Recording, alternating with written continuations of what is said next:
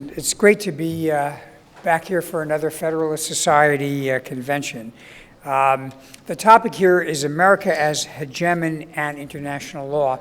And when I first read it, I thought it's either about America as a kind of a Japanese dragon or about America as seen from a lot of different perspectives, as in the case of Rashomon, but obviously it's not. It's about the challenge that is presented in the asymmetry between America's role in the world and that of all other countries as it impacts on international law.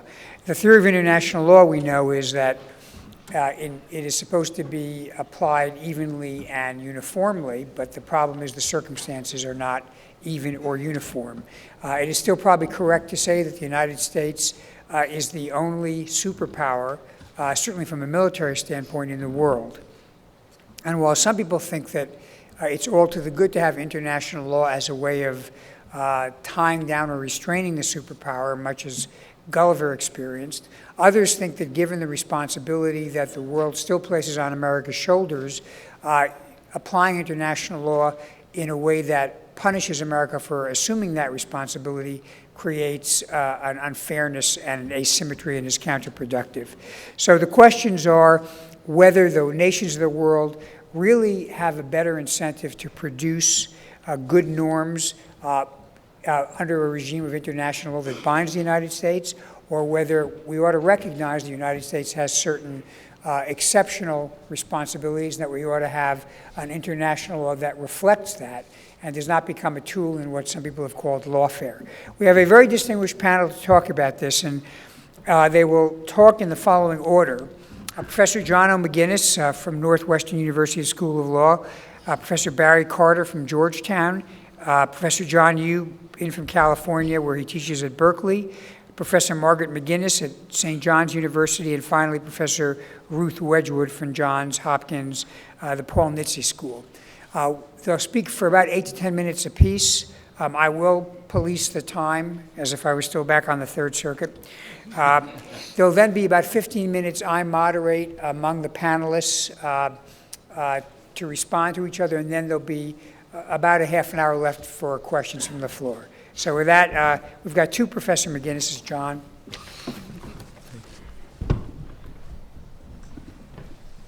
Thank you very much, and thanks to the Federal Society for inviting me, particularly among a distinguished panel, all of whose work I have great respect for.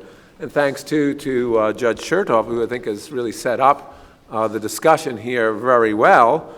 For many theorists of international law, the contours of the relation of the United States and international law is clear. The United States is simply one nation among many and has no special role in interpreting or formulating these rules. I want to offer another view here today, a view I'm in the process of developing with a friend of mine, Ilya Soman. I think the United States in certain circumstances deserves deference concerning international norms relating to global public goods, and I'll describe what they are, in two respects: in its formulation and interpretation of customary international law, and in its interpretation of treaties like the Geneva Conventions. The case of the United States, this role is strengthened by the defects in other processes for formulating customary international law and in finding better alternatives for interpreting international treaty. So the United States' position as a global superpower helps address one of the central problems of the international order, including the order provided by international norms. A central problem for that order is how to produce global public goods. By public goods, I'm including that, really the economic definition of goods that all nations can enjoy without diminishing the enjoyment of other nations. A prime example, the prime example, will be the maintenance of global security against threats of terrorism or weapons of mass destruction. It's important to understand that public goods are not limited to benefits that are produced by monetary expenditures. For instance, norms about the use of force to control rogue states with weapons of mass destruction and major terrorist groups can be public goods because nations that oppose the norm can still benefit from it. One example, for instance, would be whether international norms permit preemptive strikes against authoritarian nations with weapons of mass destruction. The basic argument here is the United States has strong incentives to contribute to the provision of global public goods, including sound norms of international and humanitarian law.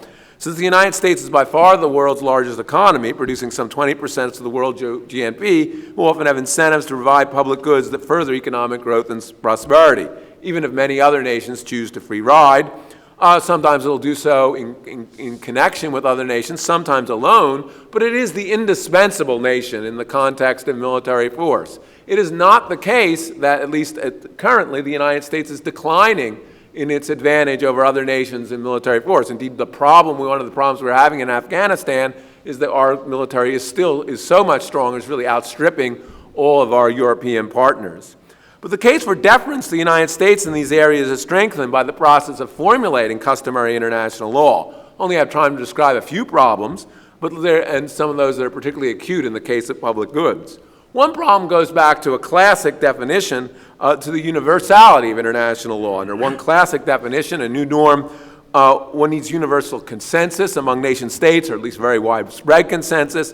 That may be a problem given the free riding problems noted above, but there's a more acute problem. The global stability that may benefit most nations in the world may come at the expense of rogue nations, or even simply authoritarian nations, whose rulers have less interest in peace because wars may benefit them at the expense of the world's citizenry.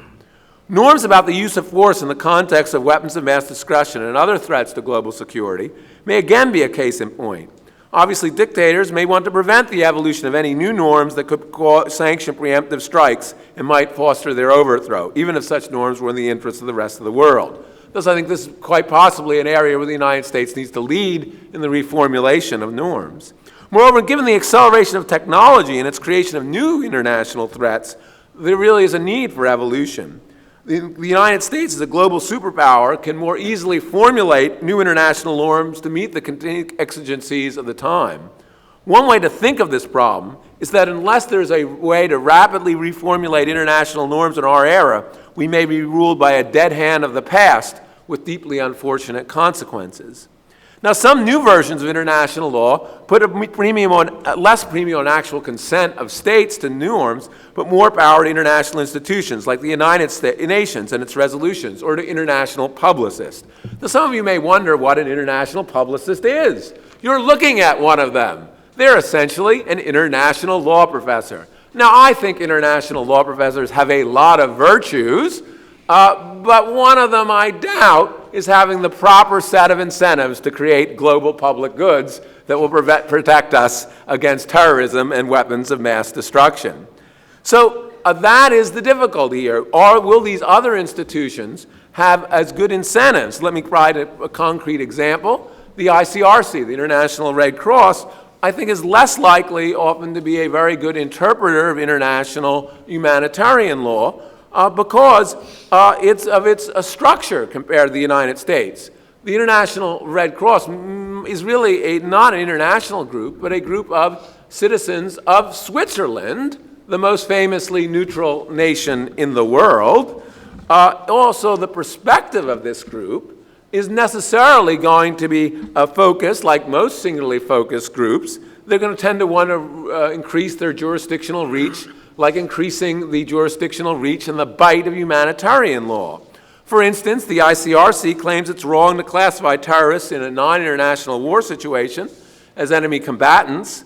The United States disagrees, and it's hardly obvious that we shouldn't prosecute terrorists who are fighting as members of military organization in proceedings designed for military combatants, not least because that structure gives people incentives to wear uniforms and do the kind of things that protect civilians, which really is one of the important objects of humanitarian law. But my point here is not to review the policy conclusion or the interpretive conclusion, but to suggest the United States has, with its global responsibilities, maybe better incentives to formulate rules and sound trade-offs than a self-perpetuating group of Swiss citizens. Similarly, the United States seems to have the bona fides to reject the ICRC's recent claim that just a lot of environmental destruction can be a war crime. To be clear, I'm not suggesting that the United States reformulate international law without careful consideration. Most of the time, conventional formulations will be adequate. Moreover, I recognize there's a danger that the U.S. interest in furthering prosperity and the rule of law abroad may occasionally be overridden by its own parochial concerns at the expense of the interests of the world's citizenry. But there are two factors that will militate against this problem and make the United States a better producer of global public goods than hegemons of the past, like the Roman Empire or the Ottoman Empire. We're in a different position than that. First of all, the United States is democratic, and political scientists have shown that voters as a whole actually don't vote in that self-interested a way, because in voting they construct an identity for themselves. In their voting, thus, we can expect they will have a substantial degree of choosing norms for global welfare. By no means perfect, but we're looking at the best alternative here. Second, the United States is a nation of immigrants. Our citizens come from nations around the globe, and the United States continues, happily in my view, to accept a large number of immigrants every year. Because of this immigrant background, many Americans are likely to care about the welfare of citizens they've left behind, relatives they've left behind. They still identify more globally. This ethnic quilt of America also will improve its contributions to international law that relate to these global norms. It follows, in my view, that the United States, where possible, should reach a democratic consensus before engaging in substantial reformulations of international norms. Recognizing the peculiar role of the United States as hegemon in the world is not necessarily an argument for executive power within the United States. But when the United States acts with the grain of its democratic genius and reformulates and reinterprets international law for public goods, like those of global security, in my view, it's not only likely to enhance the welfare of our own citizens, but citizens around the world. Thank you very much.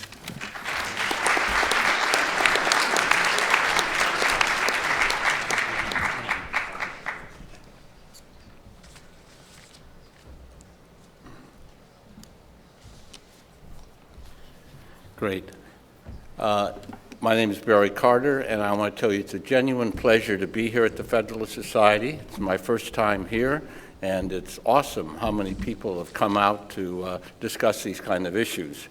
John McGinnis has presented an analysis essentially about customary international law. I hope we discuss that later in our questioning period and discussion period, but what I would like to focus on instead is where I think almost the great majority of international law is, and that's treaties. And let me do it by discussing three major points. Some of them fairly elementary, but then I'm a law professor and that's what we do. The first one is that international law is a discrete body of law. It's like it's a globe up here, just as there's US law, there's French law and the like. I'm not claiming any are superior. But this globe of international law is composed of, by general agreement, treaties, customary international law, and the general principles of law of major legal systems. John talked about customary international law. The general principles of law of major legal systems is things like res judicata, ex post facto, and some of those. But the great bulk of international law is in treaties. And by treaties, I mean, in international law term is a much broader term than the United States. Treaties are basically any written agreement among states where they consent to be bound. It involves a NATO treaty, it involves a World Trade Organization treaty, and the like. The UN Charter, they often use names of charter conventions and all. Why I make that point carefully is because, first of all, by that definition, the United States is a party to well over 10,000 treaties.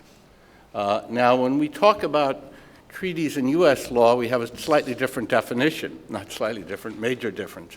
A treaty in US law is an international treaty that has then been advised and consented to by 2/3 of the US Senate and then ratified by the President.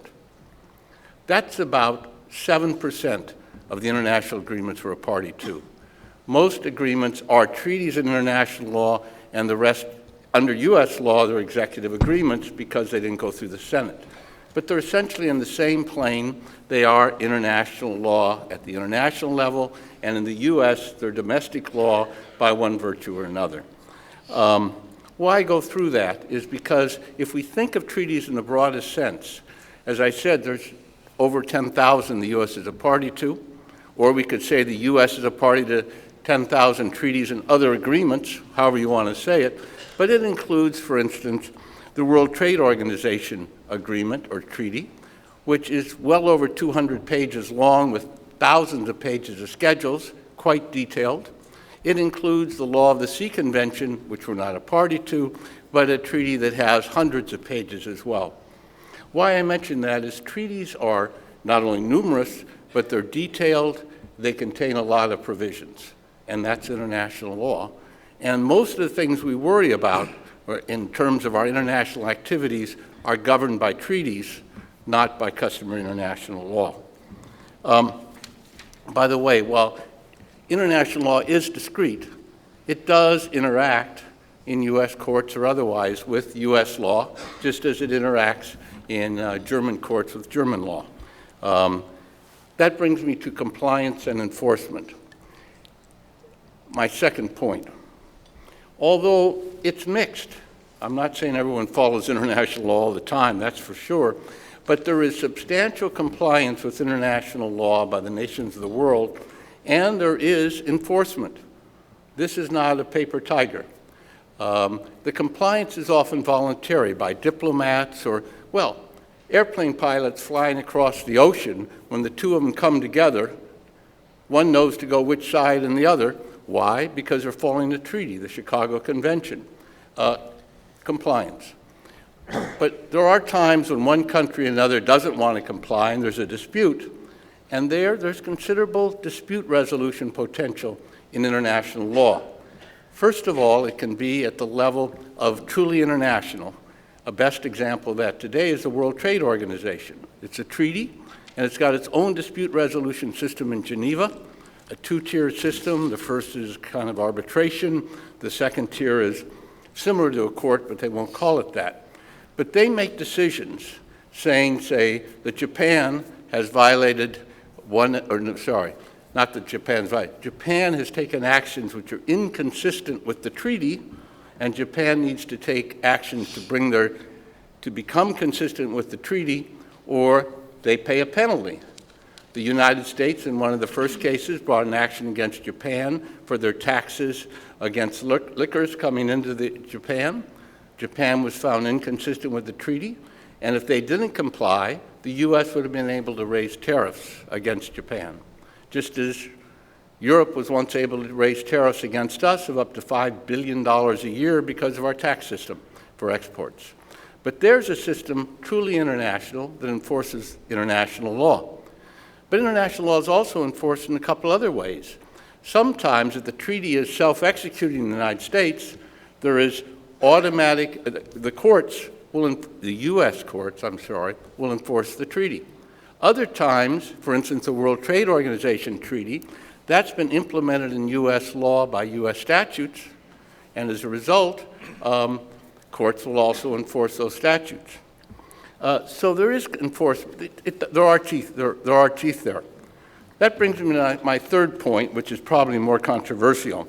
And the third point, as I turned the wrong page, is basically that international law, the compliance with international law by the United States usually has more benefits than it does cost, that it is our interest generally to comply with international law. International law provides continuity. I mean, we're a superpower. It provides continuity for us, stability. It provides legitimacy. And by the way, it also is a vehicle for providing for cooperation. And I want to give you two examples, current examples, where I think it's in our interest to follow international law. The first one is Iran. I suspect that many of you, like me, are quite concerned about the proliferation activity or the nuclear activities of Iran. Thank you.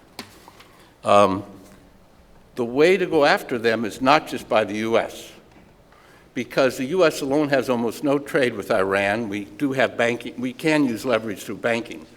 But we have gone through the United Nations, and UN Security Council resolutions are binding in all member states. And the European Union, which is, by the way, a treaty, also has imposed sanctions against Iran. And so we have a much more effective system now against Iran in sanctions than we would if we did it ourselves. Example 2, there is real tension out in the Pacific between China and Japan over a number of islands and claims there. They could just go at it as use of force or some power play, but there's a law of the sea convention that provides rules, provides legitimacy for some claims or others, and also provides dispute resolution. Both China and Japan are parties to the law of the sea convention. I'd much rather have them work it out through a treaty or through law than get ourselves into some type of greater friction. So here's 2 examples of how international law, it's in our interest to comply with, for countries to comply with us, for countries to go with it rather than to oppose it. And I don't see, and I like to hear as we go on today, when is it not in our advantage to follow international law? Because I want to make sure we get to specifics, and I'd like to do that. Thank you very much.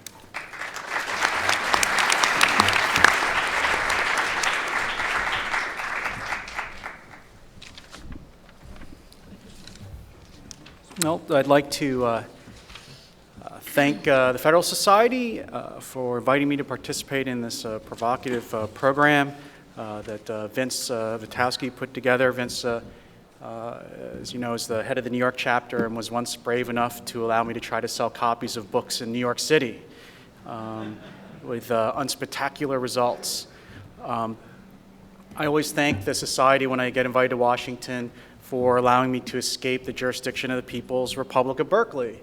But today I'd like to thank you for allowing me to escape a time warp we're having in California back to the 1970s, one of the worst decades on record, where we just elected our governor from the 1970s to replace an artificial robot from the 1980s as our governor. So I suppose in the next election we're going to find Mick Jagger, resuscitate him, and make him the governor next, and keep going backwards in time. It's also a real pleasure to be on a panel that's has so many distinguished members on it, and in particular being chaired by Judge Chertoff, who, for once, because he controls the clock, can finally achieve his life's dream of telling me to shut up. So I'd just to make 3 brief points in sort of the few minutes we have for the opening comments. First, is hegemony a good thing, and is it a good thing that the United States is a hegemon?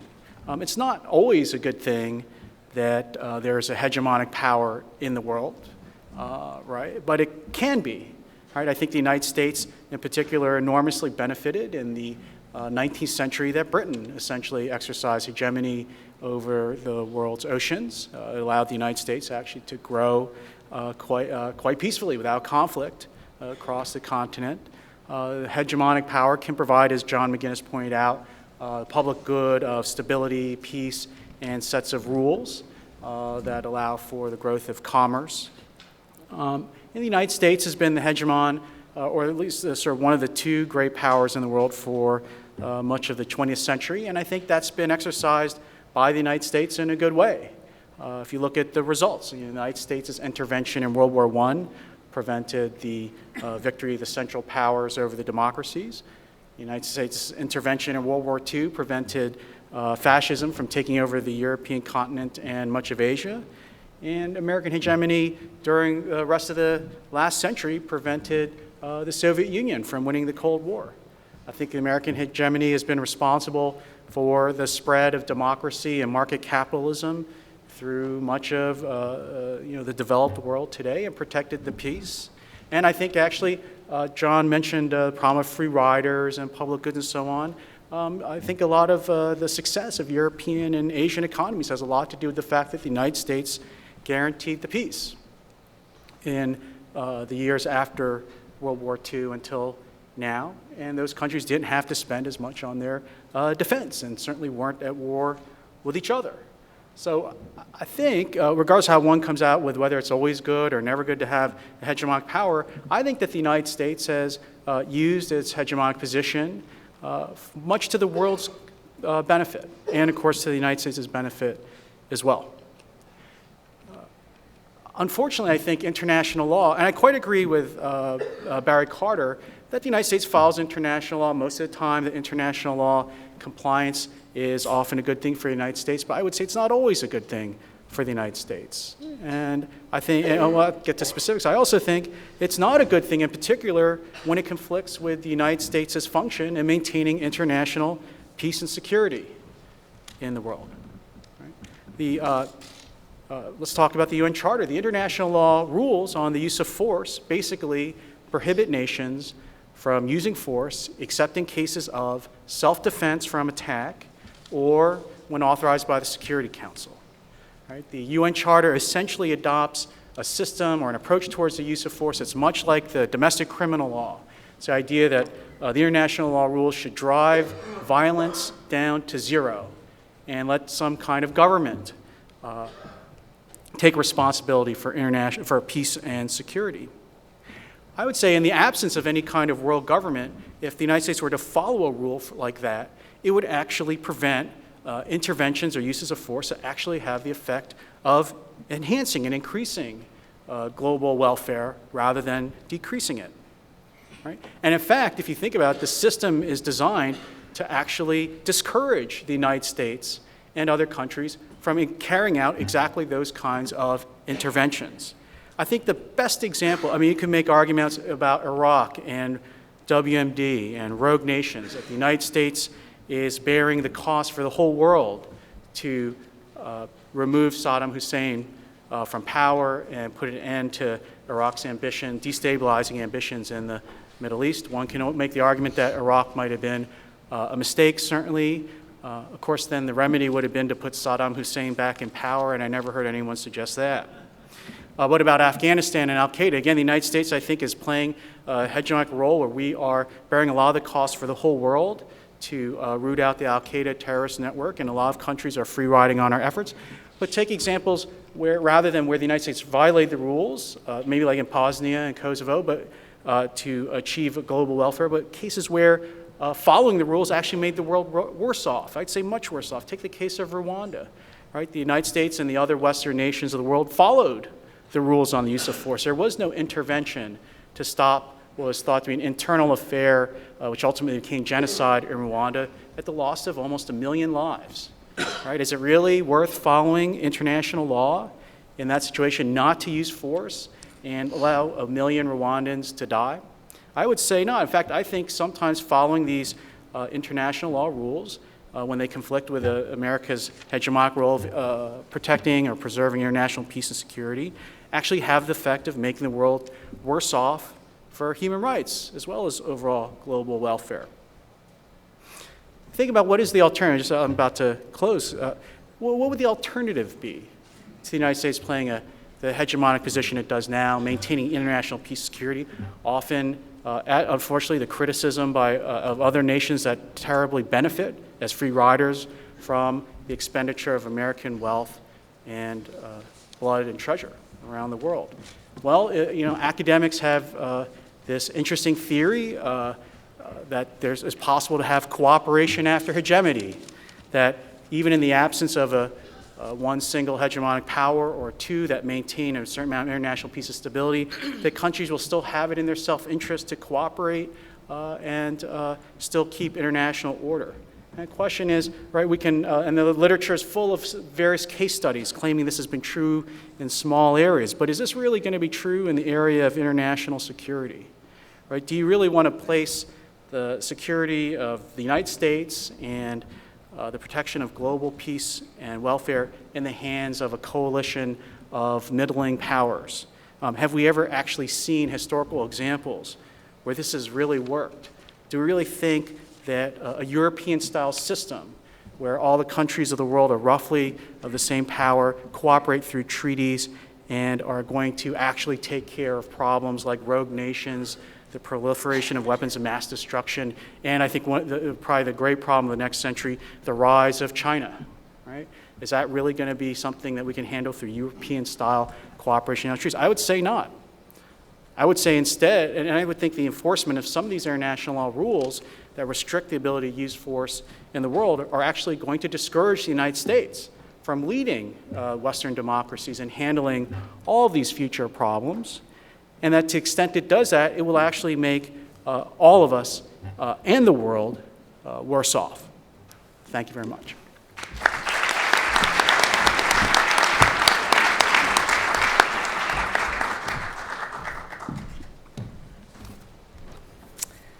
Good afternoon. I'd also like to thank Vince Vistowski for including me in the panel here. Vince had me on a panel last fall, and I also had the pleasure to debate the question of transnational norms with Judge Chertoff, so I'm pleased to be back with Judge Chertoff on a slightly different topic, but I think I'm filling my my role here as someone who's also a first-time attendee of the Federalist Society event, so I'm very pleased to be here. I think we should maybe start off where we agree. I think the combination of the other Professor McGinnis and Professor Carter and Professor Yu's remarks is that there is a lot of international law that's uncontroversial. Right? The international law is a consensual process where states enter into agreements with one another to further their own interests. And the instrumental aspect of international law to solve coordination problems, cooperation problems is well accepted. And it's well accepted that the US does this a lot. It does so in furtherance of its interests. Perhaps where we might have some area of disagreement is this term hegemon. And I want to start out by thinking about perhaps the term hegemon is not including all of the aspects that I think Professor McGinnis describes. Certainly the power and size of the US military is undisputed. But I think what flows from that unprecedented power is very much contested. And I think the scope of the ability of the United States to provide global security as a common good, there may be some areas where we disagree. It is true, of course, that the United States does provide this common good of global security. It, for example, promotes freedom of the seas, but there are practical limits to the US's ability to provide all of global security. I'm sure we all agree on that.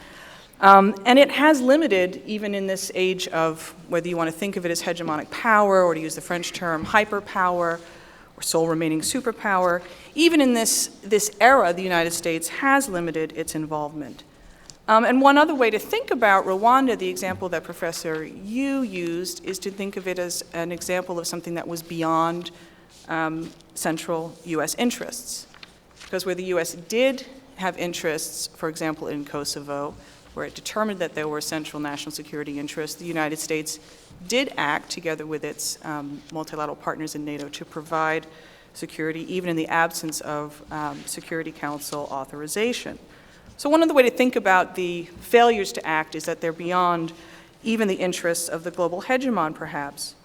And I want to talk in a minute about the Security Council.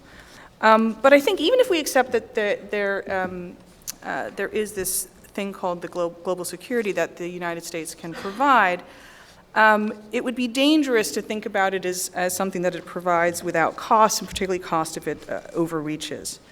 I also think there's particular danger in thinking or assuming hegemonic power in light of the rise of serious economic competitors such as India and China, and also other regional security hegemons like Russia that certainly are seeking to assert their security influences. And I think the US faces particular challenges in light of these developments, and it would do well not to jettison any of the tools of the international system that would be useful in navigating both the global and regional shifts in power.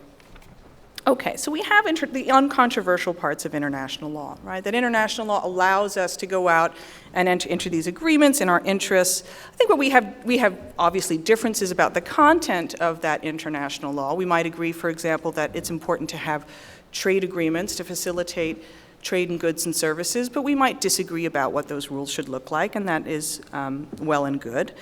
International law, of course, also creates institutions, many of which the United States played a central role in putting together, and in which the United States continues to play a very active and almost dominant, in many cases dominant role as a participant. These institutions reflect the political decisions of their members. And it is often the case that the US does better when it works within these institutions, where it influences behavior than it does when standing outside these institutions as a critic. And I think international humanitarian law is a very good example of that. The United States, as the sole remaining superpower, as the largest military in the history of mankind, has a huge interest in influencing, and I think I agree with Professor McGuinness that there are areas of international humanitarian law that are challenging in the current global context, and the U.S. should be influencing normative change, to put it in that term, in international humanitarian law. And it does so by working with its partners within the Geneva Conventions and with the ICRC, which is designated by international law as the one non-governmental organization that has some authority. If the member states, the states parties to the Geneva Conventions want to change that situation, they are well within their power and rights to do so.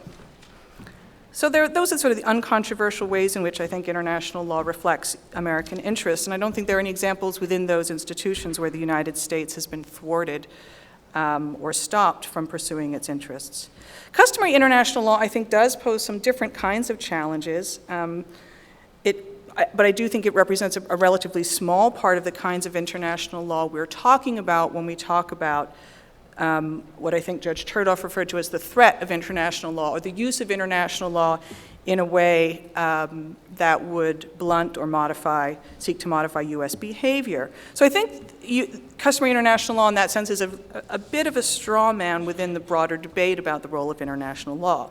That said, let me respond just briefly to some of Professor McGuinness's critiques and legitimacy concerns about customary international law.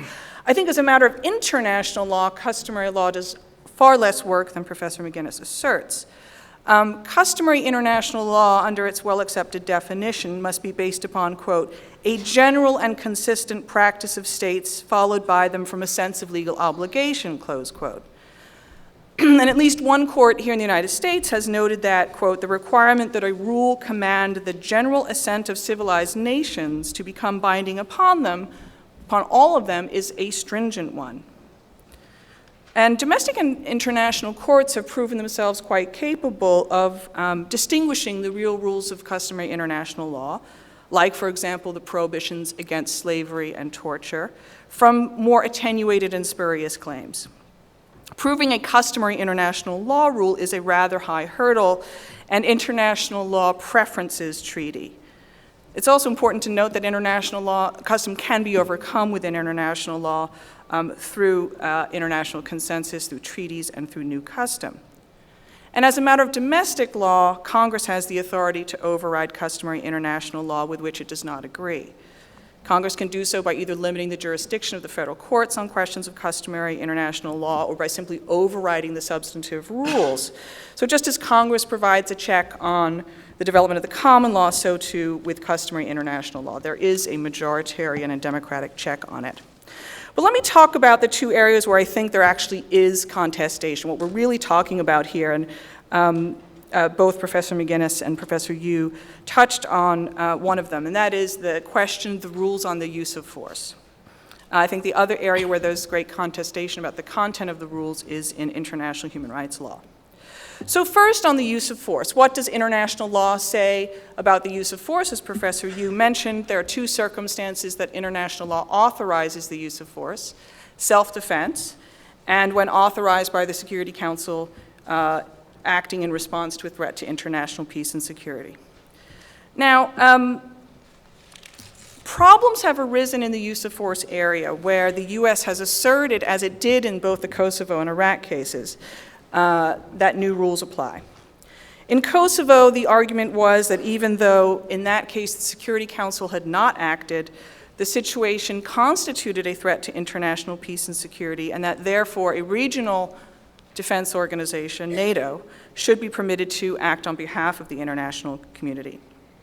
Interestingly, in that case, you had broad support in the broader international community for the NATO operation, and a famous ex post analysis of that situation deemed it to be a legitimate, even if illegal, use of force. Iraq was similar, but with a slightly different outcome, right? There, the United States asserted that it had ongoing Security Council authority to act, an argument that John Yu made, in his own writings, based on the reasoning that prior Security Council authorizations regarding force had not expired. And the argument was also floated, though to be sure it was not central to the international legal case that the United States was making for war, that Iraq presented a threat to the United States and that the United States was entitled to act not simply preemptively, which was already incorporated into the international law governing self-defense, remember one of the two ways in which use of force is permitted, but that it should be authorized to act preventively, right, for emerging threats, which would carve out a new category of self-defense. Now, regardless of where one comes out on the merits, right, whether one believes that Kosovo or Iraq were wise interventions, it should be recognized that in both cases, although perhaps a bit more so in the case of Iraq because it did not receive as broad support from the international community as Kosovo, that the United States government sought to justify these uses of force within the language and rules of international law. Right? Why is that? If the United States in each case had the power and latitude to act as the security hegemon, why bother justifying its actions according to the rules? And I think at least part of the answer to that question lies in this issue of legitimacy that Professor Carter laid out as one of the dimensions of international law. Right? The United States benefits from its enormous power, but it also bears some of the burdens and, of course, encounters great pushback when it asserts that power. And the power of international law as a means of legitimating the role of the United States is important as the United States works to provide security in various places in the world. And it's also a very valuable dimension of international law when the United States has these burdens of providing the common good. I want to say one other thing about Rwanda. Rwanda was not a failure of international law. The Security Council could have authorized, I think it's been said that an additional 8,000 to 10,000 troops would have prevented the genocide. There's nothing in international law that prevented the Security Council from doing so. It was a political decision not to do so. Right, so international law doesn't require that all threats to international peace be addressed. The Security Council rules are written in a way that actually take into account the realities of great power politics. Right? The permanent 5 veto reflects that. It's just that permanent great power politics have shifted, and in the world of the sole superpower, we've seen some new practice emerge parallel to the Security Council, but that still reflects an idea of legitimating the use of force as a response, a collective response to threats to international peace and security. Finally, on the international human rights question, I did want to just mention briefly the debate over the previous administration's use of torture in the detention of terrorism subjects. It was argued, it has been argued that international law, A, did not constrain the use of torture, and or B, that even if international law did constrain the U.S. From engaging in torture, that it should not have, right? That there's some sort of, that restriction was bad for the United States. Put another way, it was said that the United States had grounds from derogating from the general prohibition against torture that exists in customary international law, and also from its treaty obligation as a signatory to the Torture Convention. Now, setting aside the merits to those claims, and I believe it is a very easy call that the U.S. had agreed to prohibit torture, and that the United States had, in fact, prohibited torture as a matter of domestic law. What is interesting to me is that in the course of that debate, the Bush administration, as a matter of its public statements, never disavowed the international prohibition against torture, never as much hinted that it was derogating from or planning to breach its obligations in the Torture Convention. Quite the contrary, at the time he was in office, President Bush and his senior officials made a point of underscoring in their public statements that they did not torture, and continued to support in public statements the value of the Torture Convention itself. All of President Bush's statements were couched in the language of law.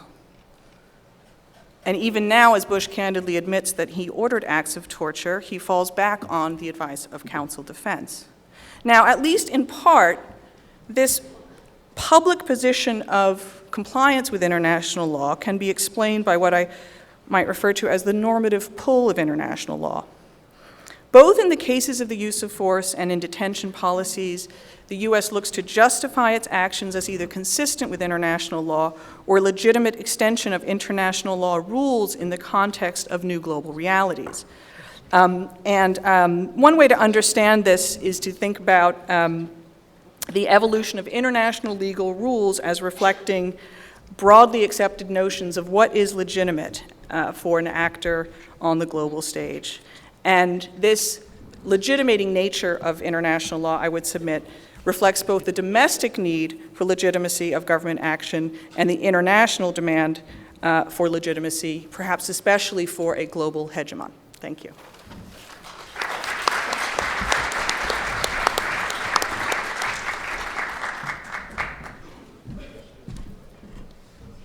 Well, it's fun to be back here, and I guess I'm supposed to provide the Kantian synthesis of all these seemingly opposing views, which I will try to do in a suitably amusing fashion. I have been living both lives, I guess, the hegemonic life and the normative human rights international law life. I hope that they are compatible and conceivable in the same person. But my ideal type, I suppose, would be Elihu Root, who has a wonderful wall of celebrating his career over at the National War College, where I was just yesterday, founded the American Society of International Law, and was also in the cabinet.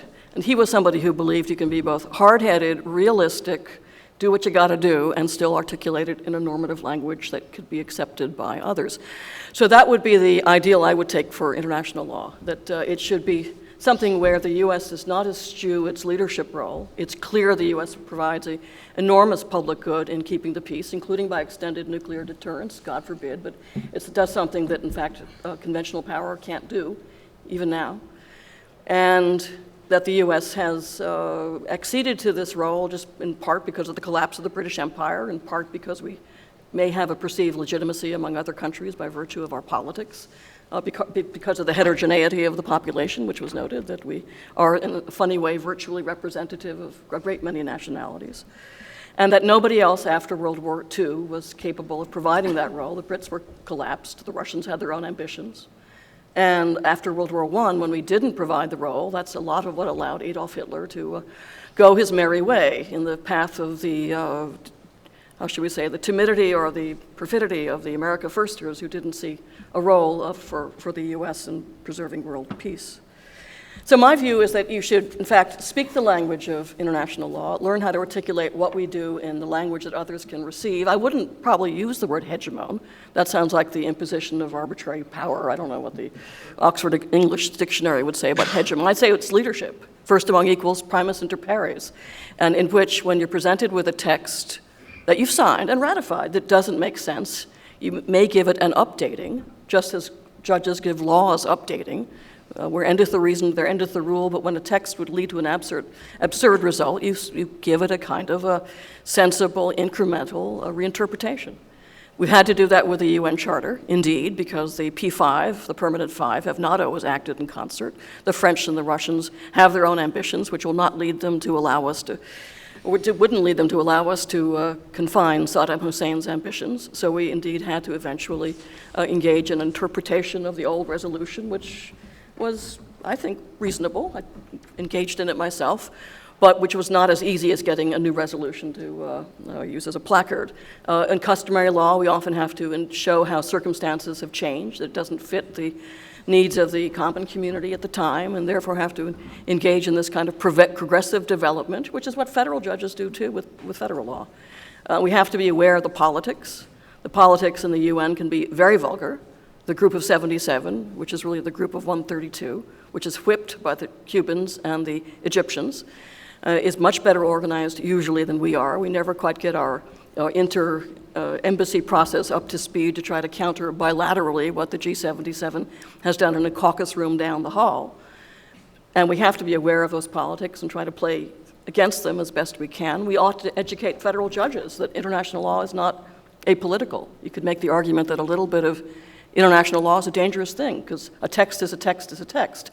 And you may not have any idea how the text got born and what impulses it may incarnate or the worry that I have about some federal judges, that all pieces of prose look alike. You don't know if it's guiding principles, customary law, a treaty, a normative aspiration of an NGO. Judges have a real hard time if they haven't lived a life, which unfortunately I've been doing with great pleasure for the last 8 years, of seeing the politics by which these texts are generated, and therefore having some sense of how you'd rank order them in authority and priority. That said, international law does do certain things for you, which I think are traditional Federalist Society ambitions. Economy of scale. You don't have to reinvent everything all the time, just like you like to have background contract law and not have to renegotiate the basic principles of interpretation. It gives you something there. It gives us enormous power under the UN Charter, under Article 25, if we can get the Council to go along with us to impose legally binding obligations on other countries, which are, by explicit text, binding on them, even if they think it intrudes into their internal affairs. And that's something that, absent plain text legitimization, would be very hard to persuade other countries to accept. And certainly I realize that simply having a Security Council resolution can be a very hollow affair. Pace Bosnia, pace safe areas. But still, it's nice to have both belt and suspenders, the force to enforce it, and the source of normative authority to try to persuade people that they should go along with it. So I guess I'm dare I say, for an old Yaley, a legal realist. I like to know how these institutions work. Their politics are fascinating, underreported, perfidious. Do I think that ICJ judges never call home? No. Do I think people at the UN sometimes get corrupted by side payments? Yes. Do I think the Human Rights Council has been a bitter disappointment? Yes. Although it brings before it countries that would otherwise not be examined if there was not universal periodic review.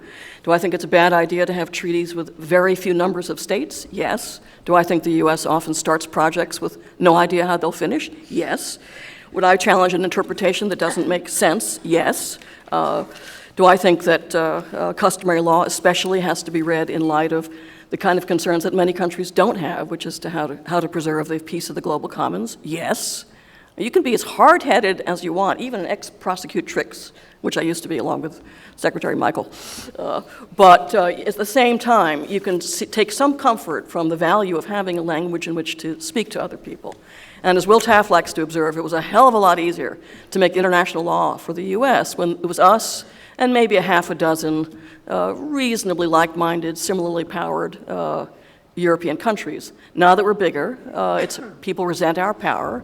They oftentimes do try to sideline us at conferences and treaty negotiations. We often are very bad at playing the game, not getting instructions from the White House till treaties are half over, say, not knowing the side games. But at the same time, I don't think you want to talk in a nihilistic language. Certainly the language of the Constitution is evocative and ethical and normative and commanding. And you want that kind of language for the attempt to persuade people as well as to impose on them. The lovely Cardozian phrase that good prose is the best preservative has a lot to do with persuasion as well, ethical persuasion. If you can put it in terms that people can buy into and see themselves in, even if they're cynical in their actual behavior, it's a lot easier, I think, to be accepted as a public goods provider than if one styles oneself as a hegemon. There's a very, 30 seconds, Judge. There is a horrible German legal theorist from the Second World War named Greve, who none of us mostly heard of, but who had the theory of Machtordnung. Whoever is the dominant power will set the tone and the normative framework for the world community. He was, of course, a Nazi, so I would not like to embrace his theory, or he was very sympathetic to the Nazis, embrace his theory in that light. And I don't think that one should therefore be sanguine about saying that whoever is the largest country should somehow be taken as the boss of all.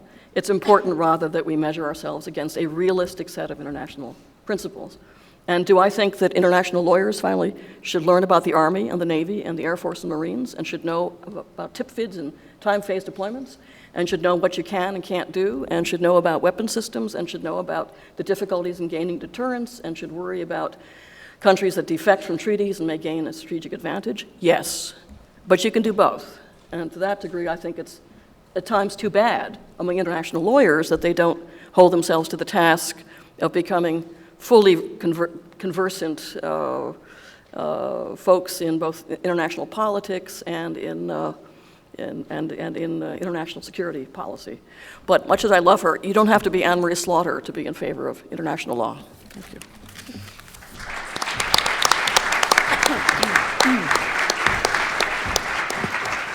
We're going to take 15 minutes to bring the panel into discussion, and then there'll be 15 minutes for questions. And I thought what I would do is I would pose two questions or two propositions to the panel to see if I could elicit some response. I'm going to ask everybody to keep their response to 1 or 2 minutes. The first is, in listening to the discussion, it caused me to wonder whether the issue is really one about America disregarding or being freed from international law, or whether it's a question of who gets to interpret and make the judgment about international law. Because I think in almost all the cases that we heard mentioned, I don't think Americans publicly proclaimed or frankly privately believed that they were violating or derogating from international law. I rather think that Americans believed that the interpretation of international law that was correct supported the action that was taken. And in many of the most controversial cases, of course, there were other countries in the world or other observers outside the United States and maybe even in the United States who strongly disagreed. So the question I put to the panel is this: is it really an issue of the United States saying, as hegemon, we have the right to disregard international law? Or is it a question of the United States saying that we want to have the ultimate ability to interpret international law in good faith, and that absent some supranational body that has jurisdiction over the question and can be binding, that we have a right to proceed based on our good faith interpretation of international law? So just moving from right to left. John. Yes, I think that's right. And I use the expression to reformulate international law in light of exigencies. That means an interpretation of international law. I would take Ruth Wedgwood's discussion of update international law. But to try to bring this home to a Federalist Society crowd, I don't agree with Ruth Wedgwood that that's what we should do in domestic law, because we shouldn't update it. We should be bound by the text, the original understanding. I'm an originalist. It's different in the international area because the structure that produced that international law wasn't as democratic and good. We don't have an amendment process that it makes it as easy to change things. And that's why I think we have to look at the incentives of the United States as someone who should get particular deference in doing this updating. But I would say it is a kind of plea. My argument is for arguing that the United States should get, to again, give a domestic analogy, some kind of Chevron deference in its interpretation of international law, because it is the best incentives to get it right going forward. And I think that's very different from the way judges should interpret our domestic law. So it's that area of discretion for updating that is peculiarly the United States because of its role in the world. Barry? I don't think we should claim a particular U.S. right to interpret international law, but I do want to make 2 points on this. One is international law is somewhat flexible and there are rules of interpretation. The best example is the UN Charter. John Yoo basically interpreted it saying use of force can only be done in 2 cases, self-defense and UN Security Council approval. Well, the Charter is 55 years old now, and people like the late Tom Frank at NYU have argued persuasively that there's a historical record that allows a broader interpretation of the Charter, including the doctrine that I think perfectly appropriate, which is a doctrine of humanitarian intervention, that in some cases a country can go into another country or countries. And I think that doctrine can justify Kosovo. I think that doctrine, we didn't really try to, but that doctrine could have justified Rwanda intervention and the like. So I would suggest that there is some flexibility in international law, and we shouldn't take such a narrow view of the UN Charter. Secondly, if I put something on the table here, which I expect might be controversial, if we really think there's a rule that limits us, and I haven't heard one, I don't agree with that interpretation of the Charter, I haven't heard where we've really been limited by international law, sometimes you just have to accept it because of all the benefits, then I say we can violate it. We can violate and accept the consequences if there are any. In the World Trade Organization, if we decide that some trade rule, say on environment or labor, is important enough to us, we can violate the WTO. The panel will say it's wrong, and if we disagree with them, we can accept the penalties of higher tariffs. It's like U.S. law. Sometimes, for various reasons, one violates the law and accepts the consequences. Rushing to a hospital with a child, going through traffic lights or something, you just accept the consequences. But I haven't heard yet when we've had to do that, because the law on the use of force, it's mushy, it's flexible, and I don't think it's really restricted us. But if we are going to do something, I think that we can violate the law, accept the consequences. By the way, I'd add, I'm not sure what the consequences would be for violating some rule regarding use of force. I don't think we are, but we have a veto in the UN Security Council. John? I think it's a great question. I think most of the time it is more a fight in the world councils over who gets to decide. But I think there are cases where international law, in terms of its substance, is in conflict with the United States' role as a global provider of public goods, if the word hegemon is too dirty a word to use because it's in Greek.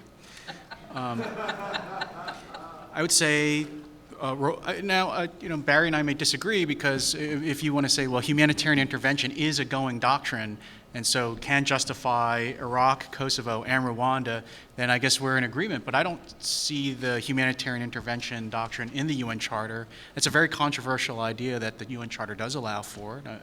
If it does, I agree the interventions are okay, but I think most people in the international law community think the intervention in Iraq was illegal, as was, I think they all thought Kosovo was illegal too. I mean, so I think that's still a problem. Also, how about the issue about how you fight wars? So there are growing international law norms that says the use of nuclear weapons is a violation of human rights treaties. There's a report now from the UN body that says the use of predator drones is most likely a violation of human rights. And there's a treaty out there which we have not signed, but people are trying to convert that international, saying the use of landmines is a violation of human rights treaties. I think those are all issues not just of interpretation, but of substance of the rules, and they're all efforts to contain the way the United States not just decides to go to war, but the way it does fight wars, and those would have, I think, is a harm to the country and to the world if the United States actually has to be constrained by obeying rules like that in providing international peace and security. Peggy? I agree. I think this is the question that keeps us all in business as law professors, so it's great. The question is about interpretation and who gets to say what the law is. There's a great debate within the United States about who gets to say. Well, I don't know if this is on or not. It seems to be. I'll just move it closer. Is that better? Okay. So yes. So the question of who gets to interpret. So there's a great debate within the United States who gets to interpret the scope of our international legal obligations, the role of the courts versus the executive branch and Congress when it chooses to get involved. And then, of course, the question outside the United States. And there's lots of different international committees and commissions and courts and special bodies of experts and so on who are issuing opinions and interpretations all the time. I guess my point would be we're better off when we're inside the room when those issues are getting decided. I'm happy that Ruth Wedgwood was on the Human Rights Committee so that we have a U.S. voice and a U.S. trained lawyer with a perspective on how these issues might play out in U.S. courts in the room deciding some of these difficult questions. I think in terms of criticism outside the United States, I think it hinges on your use of the term in good faith. I think there is sometimes a concern and a sort of natural sort of pushback on the great power, which is that, you can't possibly be acting in good faith. There's always going to be a somewhat cynical assumption that it's done in a bullying way, even when that's not the case. So I think that's very difficult. But I guess I disagree with let me just say one other thing about deference. So Professor McGuinness's point about deference, I think that's right, that in certain areas the U.S. should get deference, and it does get deference, but it doesn't get everything it wants. And so a really good example of that is the International Criminal Court. I happen to think it was the right thing for the U.S. not to join the International Criminal Court. It's an example where the U.S. in good faith entered into negotiations, participated in the drafting, and when the instrument finally was in place, it didn't look like something that would be useful for the United States to participate in then, and I think it continues to not be, at least for the time being, it's wise for the United States to stay out, though it has changed its attitude on cooperating and assisting that particular institution. So there are these means, as Professor Carter says, of opting out when things are substantively bad. I still haven't, I guess I agree with the point that I haven't heard of anything where the United States was prevented from doing what it really thought was in its national interest on the grounds of international law as a sort of, preventing it from acting. There are times, obviously, where we breach our obligations and face the consequences, as Professor Carter said, and that's just what happens with the rules. Ruth? Well, it is in part a question of who decides, or the many people who get to decide, the many countries that get to decide. Ultimately, if something is thought to be in our most urgent interest, we will do it anyway. The problem is that international law can also be used to delegitimize us and to attack us politically on moral grounds or legal grounds in times when I don't think it should. So that indeed, if you polled public international lawyers on the war in Iraq, which some of us saw as the culmination of a decade-long confrontation between UNSCOM, the UN, and Iraq and Saddam Hussein and Tariq Aziz, I would suppose probably 95% of international lawyers would have said it was illegal, and there were a few valiant folks in the Alamo who made arguments that it was legal, but we were certainly substantially outvoted. Some of that's free riding. Countries do it because it's fun to tweak the hegemon if you know that the garbage is going to be taken out anyways. So it's a kind of a debate we may not always win. They can have their cake and eat it too. We're left feeling that we've rather been badly mauled. And ditto for some of the admirably intended but sometimes operationally unrealistic rules for battlefield law. One example that was given to me by a fellow in class who was in Afghanistan in the early days. He was not from the U.S. He said that the Brits had the problem that if they captured a member of the Taliban, they could not turn him, or Al-Qaeda, couldn't turn him over to Karzai, because Karzai had capital punishment. And the European Convention on Human Rights, in the view of the European Court of Human Rights, travels with British soldiers. And therefore they couldn't hold him and they couldn't turn him over. So what did they do? They would encircle him. Then they call an American to take the capture, have him turn him over to Karzai. That kind of facetious reasoning doesn't do much for me. And I do think sometimes they get that the Europeans get their knickers twisted into knots in ways that even they know is silly.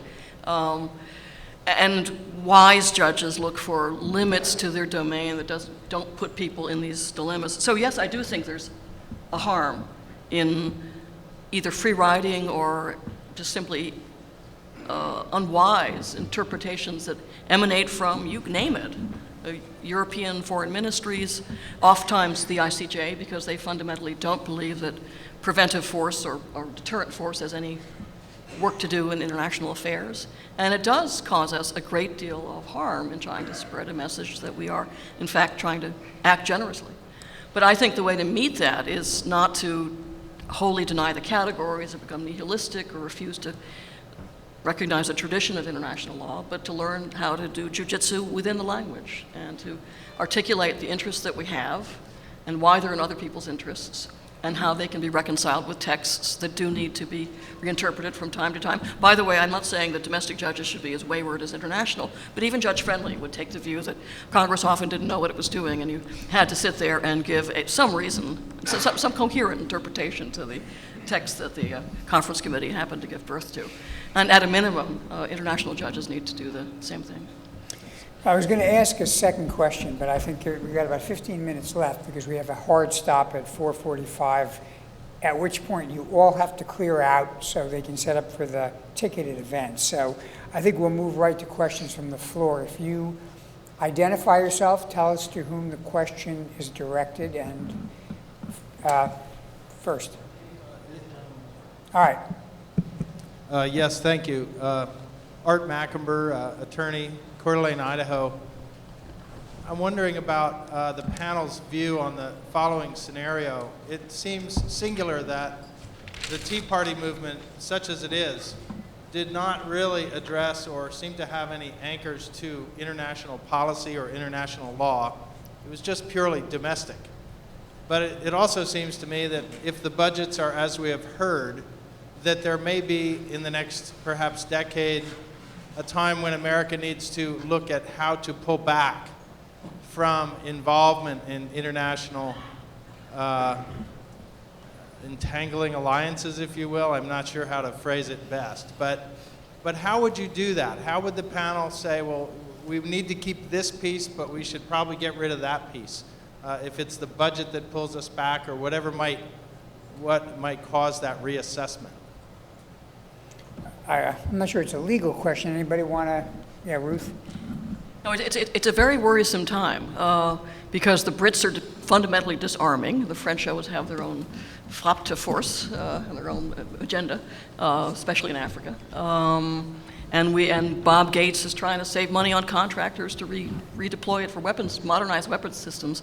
But the budget pressure is going to be immense. And at the moment, indeed, there is nobody else to provide a lot of this kind of deterrent service. The phrase I like best in international law lately is R2P, responsibility to protect, that it's not sufficient to be a well-mannered country to simply not do anything, but rather you have an affirmative duty to intervene, to try to provide a kind of global commons. And most countries, especially the Europeans, don't see it that way. So somehow we're going to have to both continue to use the Bangladeshi, the Pakistanis, and the Indians for peacekeeping, and for more robust interventions, I don't know. Some funny combination of India and Indonesia and do it regionally, but there's really, at the moment, no substitute. At least nobody I'd want to trust with it. Next question. Thank you. My name is Todd Gaziano from the Heritage Foundation. And I think Ruth Wedgwood mentioned Kantian imperative. I want to try to see if John will accept maybe my reformulation of something that I heard him say. And let's imagine we're dealing in the area of customary international law where there's some apparent disagreement about keeping a shipping lane open from pirates. And there's maybe a dozen navies in the world that can actually participate. And then there may be some disagreement about the customary international law that applies to their operations. Why isn't, instead of saying America, since it has the greatest navy, has some sort of special option, why wouldn't the maybe another way of putting it that would be more appealing is every nation that chooses to help police the world in some way, in this example, some shipping lane, ought to interpret the international law in a way that it thinks would maximize world security. And then those nations don't have to all agree on that, but America and whatever other nations want to participate sort of de facto get to have more influence, regardless of how the other 100 and some odd nations of the world think about that. John? Well, Okay, go ahead. who was being asked? That's Okay. Oh, I'm sorry. I primarily went McGinnis, but I can't say didn't invite McGinnis any of either. you. I didn't invite any of you. I'm sorry. well, I think it sort of depends on whether there's a prohibition or a permission. There's no difficulty if international law is permissive. We really don't need anyone else's permission. The real issue is when we have something either from an interpretation of the UN Charter or customary international law that prevents us from intervening against weapons of mass destruction. That's the question of who has the best incentives to get the interpretation right. I'm certainly happy if we leave it like this. The United States certainly will give a justification for its actions under international law. And so if the upshot of this panel is we have that justification, we should get some deference for updating this, and we shouldn't be too bothered by the academic chorus of criticism, then I'm quite content. This is obviously a kind of realist understanding of why this is the case and why we should in our daily walks of life give this deference to the United States. But of course, on the world scene, we'll act to give a justification under international law. But this helps us understand why it's likely to be a sensible one because of our incentives, and likely why possibly people from the outside are likely to criticize us. Yeah, Barry. Yeah, I would like to avoid worrying about who makes the interpretations and debates over that. There is a treaty, several hundred pages long, called the Law of the Sea Convention, which sets these rules. And by the way, pirates don't get anything under this treaty. They get in trouble. We should become, I want to say, a challenge to the Federalist Society. I think we should become a party to that treaty because it sets clear rules and all for conducting operations in the law of the sea area. The U.S. Navy is for it. The mining companies are for it. The environmentalists are for it. I'm not for it. About everyone's for it except a small group. Senator Helms used to be against it, and a small group of conservatives. But this is a case where a treaty can help channel the rules, eliminate debate, and by the way, if the U.S. Navy's for it, it can't be against our national interest. Besides being against it, maybe I shouldn't have chosen that hypothetical. Is there any problem with stating the, using that hypothetical aside, stating the rule that those countries that participate in international security, ought to choose the rule that they think maximizes world security, and then that doesn't point to, does that limit our action in any way if we restate it in that way? Ed, we have the next question. Thank you. I'm Edwin Williamson. I'm senior counsel at Sullivan and Cromwell. I'll just a quick comment to say I agree very much with what Barry says, and I think it's time for us to have another debate on the law, on accession to the Law of the Sea Convention. I think that the conservative base risks a great deal of credibility because of the reasons that they often give for not acceding to the Law of the Sea Convention. But that was not really what I stood up here to say. And I was basically sort of a comment, which I'd be happy to hear others comment on, is whether or not we're not really having this discussion because so much of what masquerades as customary international law is really just policy preferences expressed mainly by those in the academy or others who have a sort of an axe to grind with the United States. And then I want to pick up on, Barry, a comment that you made about having the choice to violate. And I think that works quite well, and that's the way I understand the WTO mechanism works, where you have a very definite quid pro quo, you have a benefit for the obligation that you take on. It reminds me of sort of basic contract law. But how far would you take that, and whether or not we should ignore the judgment of, say, the International Court of Justice or an arbitral tribunal under the Law of the Sea Convention should we become a party? Thank you.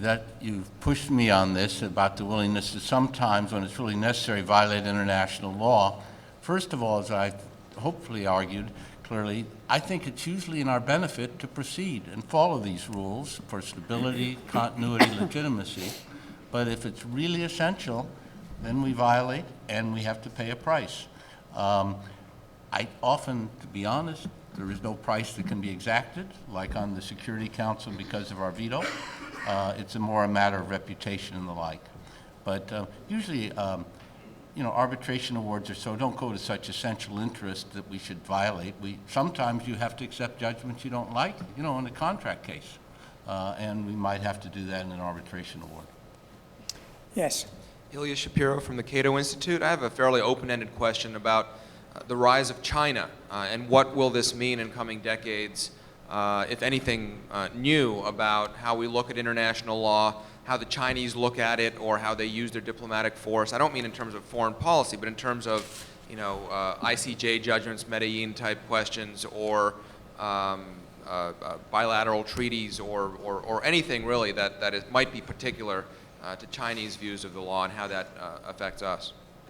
Ruth? Well, first, just on human rights law, I was asked by Jerry Cohen about a year ago to go to Beijing to see if we could persuade the Chinese to sign the Covenant on Civil and Political Rights. And apparently the assurance that the Chinese wanted was that they could sign it and still have mandatory political re-education camps. So I think they're going to be lollygagging at the tail end. But I do think China, if I may just slightly misuse the question, illustrates an interesting point about why one can't be completely canonical about decisions of the past.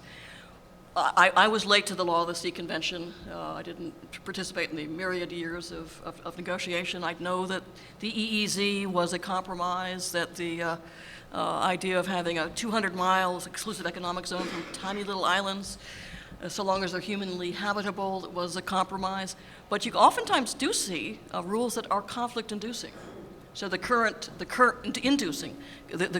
controversy with China declaring the East and South China Sea to be territorial seas, trying to seize little islands by force of arms, so they can claim a 400-mile diameter exclusive economic zone with oil, gas, and fish. Sometimes you can find rules that even are embodied in treaties that may induce conflict rather than resolve conflict. And we have to think of ways to handle those, I think. So China clearly has very, very rising ambitions. Jim Shin's old Weaving the Net talked about virtual deterrence and ways to persuade them that this is not in their interest, that having a blue water navy does not entitle them to do whatever they want, may make some portions of the Law of the Sea Convention very attractive, others not so much. John?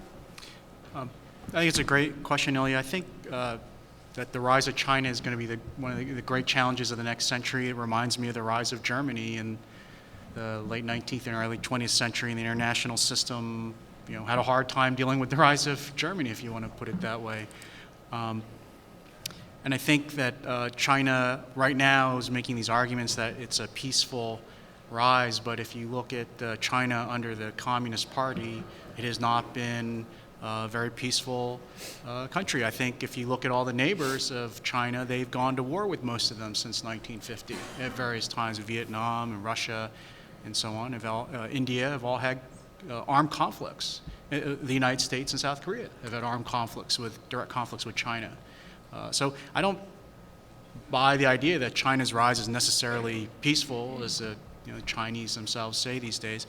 If that's the case, then the international legal system has to figure out a way to accommodate the rise and hopefully avoid something like what happened with the rise of Germany. My only point is I don't think that the Chinese are going to feel they have to accommodate themselves to international law in the way that it's interpreted by many international law professors and commentators and so on. And that if it becomes the extent that the United States feels that it has to be bound by these sets of rules and China's not, then that's just going to be a disadvantage for the Western democracies. And I think that instrumentally is a very bad outcome for democracy and market capitalism. We have time for the last question. Yes, good evening. My name is Briard. I'm the chair of the French chapter of the Federalist Society. My question is about American exceptionalism, which, as you know, was invented by a French man named Tocqueville. That's it. And so we do understand that American exceptionalism has mainly a domestic dimension. My question is to you, to any of the panelists, does American exceptionalism imply a specific relationship to international law? Thank you. I'm going to actually give my own opinion at some point, but does anybody else have an answer? Well, Yeah. why don't you go first? You want to go first? I was going to say, I would put it this way. I would say that the legal tradition in which most American lawyers are raised, again, this is my own opinion and my observation, places it at the kind of the center of legitimacy for any lawmaking, the Constitution. That's the foundation of all judicial power or other power within the state. And therefore, everything that occurs, including international law, only is honored to the extent it's consistent with the Constitution. The question I was going to ask, actually, when we didn't have time, was when you have a decision like the Supreme Court decided in Medellin, which basically says ignore international law and international order because it conflicts with our Constitution, do American lawyers have any difficulty figuring out which order to follow? And I think the answer is probably not. I think most American lawyers go, we follow the U.S. Supreme Court. And I think in that sense, I don't know that I would call it exceptionalism, but I would call it a kind of a foundational belief that the ultimate source of law is the American Constitution for Americans, and that therefore everything else may have legal force, but only insofar as it's consistent with that. So I don't know if that's an answer. Anybody else have a different view? I would say that for going out to the world, that's certainly for our exceptionalism as compared to other systems. But going out for the world in the structure of international law, I would go back to the fact that we are a democratic nation made up of immigrants about democratic ideals. That seems to me crucial in international law, because one of the huge problems in the fabrication of international law is that there are a lot of authoritarian, non-democratic nations that shape that. And that is one of the reasons that, that we are likely to be a better influence as not only a hegemon, but one that somewhat virtually represents through our openness to the rest of the world and through our democratic ideals. I don't think that makes us completely exceptional. I think it makes us essential, at least, to playing a particular role in international law. So I think some of the strengths Tocqueville saw in society for us internally are also at play externally in our relation with international law. Thank you very much. Thanks to the panelists.